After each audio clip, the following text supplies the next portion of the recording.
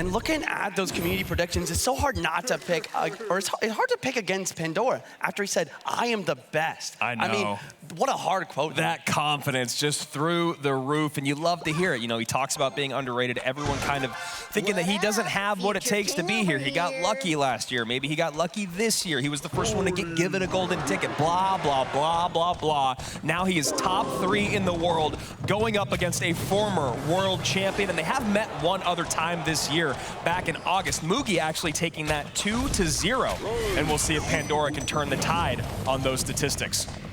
Phoenix walking towards this boulder, going to be a great way of taking that out. And Fisherman here as well. Will Pandora hold the Fisherman in with the Tornado? It looks like he's going to just kind of let it do its thing. And we see an RG opposite lane. Yeah. Wow. Mugi was realizing the Tornado had to come out of the Fisherman and went immediately for it. And I like this. So he's going to take a lot of damage, but the Phoenix is going to be able to clean things up enough. And Mugi in a tower trade situation, now in a good spot to use the ability, yes, and we'll see how Pandora wants to respond. I gotta talk about the matchup here. I always do. It's definitely in favor of Electro Giants, but that's a big connection, look at this Juice. Connection, the little prince, along with the log, gonna take this tower in lightning range. And you see there Mugi maybe feeling the first bit of relief in the last 20+ minutes after that rough set against Pedro. 1190, 179. Mugi in a position where he can basically just spell cycle this out, assuming that final card will probably do enough damage, as Pandora needs to put together a fantastic minute and 15. And it's very possible, once again, Royal Giant's only big counter to the Electro Giant is the Fisherman, but you can tornado that Fisherman in and counteract it completely, which is why Mugi is going to keep applying pressure and make it so hard for him to go for the Electro Giant push. That's a great call. All the things you say right there, Juice. Aggressive RG at the bridge. NATO now something you don't have to worry about on the counter push. Mugi already has this game sewn up in spell power, so what is he going to do? He needs to get ahead of his opponent. Not sit back and defend, but like you said, create pressure so your opponent cannot get those perfect big E-Giant pushes. And once again, RG at the bridge. But this time, Pandora has the Evil Archers and cycled the Barbarian Barrel for this offense as well. RG does get a couple shots, but he knows he has to take some damage if he wants to deal some back. Electro Giant getting taken out. There's another one at the bridge. Egg still alive for both players, but Mugi's egg will reign supreme and be perfect for the defense here. Excuse me, don't you know who I am? And 585 remaining on that top tower, 179 on the bottom right. Fireball comes in. And a nice, easy cruise to victory here for Mugi. As you see that damage in early on, he holds on. A tower trade situation that really does pay off. Yeah, the tower trade situation, I mean, that's what it really came down to, right? But also, Mugi's ability, like we said many times, to apply pressure. He applied pressure and made it so that Pandora didn't have the opportunity to get multiple E-Giants on the board.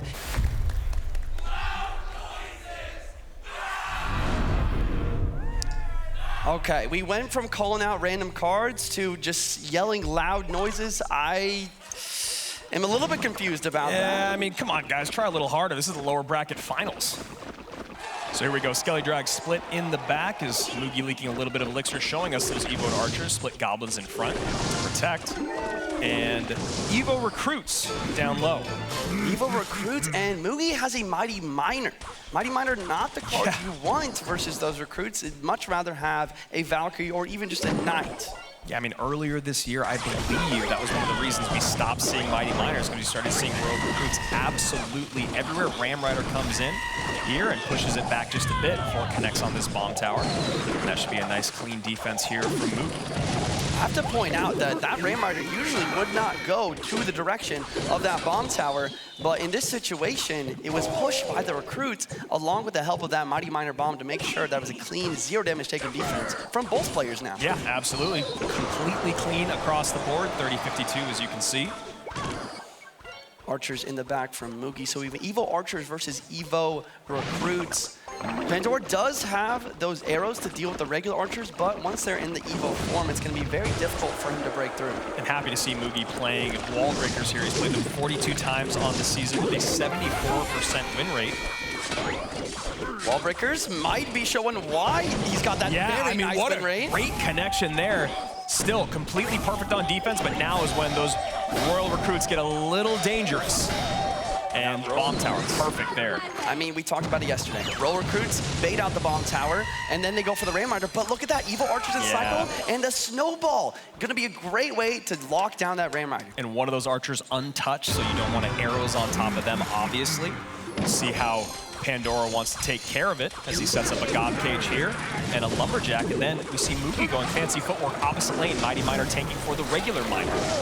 Wall breakers kiting the Lumberjack backwards, but it does get taken out, so they will not connect. But still, that Miner chip on the left-hand side is nothing to scoff at. Yeah, just a little early on those wall breakers, right, Juice? You play them just a little bit later, you can get a little bit of threatening push with those wall breakers, but instead Lumberjack takes them both out. Not exactly what Mugi wants, but could be worse. And we see the Mother Witch. Mother Witch could have potential to get a lot of value here, spawning more pigs. And we see a cage in the back from Pandora. I mean, what a play. He's just banking up Elixir, similar to an Elixir pump. Yeah, that's actually a really interesting play. And then the worst thing that happens in his mind is the Goblin Brawler pops out and just goes down the left-hand lane. Best case scenario is you see Mugi kind of pause the brakes, or hit the brakes, I should say, on sending out any miners. Ram Rider connects on the right, second cage comes down. And now we see one of the weirdest things in Clash Royale, 2 Goblin Brawlers on the board, but they're getting wiped out by these Evil Archers. Fireball will take them out, but now he's low in Elixir. He does not have Cage and Cycle. And Miner wall breakers in, that's a double connection. That's huge! The pre-snowball knows that the Goblin Cage is out. Both Goblin Cages are out with the pre-cycle there from Pandora. Mugi taking control of this, now only 291 HP. He needs a Miner, he needs a Snowball, and he needs a Poison, and he stays alive in this competition. Going from $80,000 to $125,000 as well. That is the change in pricing for this match. There's only 1 minute, 20 seconds left here. And good pressure here, but Mugi knows he can clean it all up because he has had immaculate defense throughout this entire game. Mother Witch gets taken out here.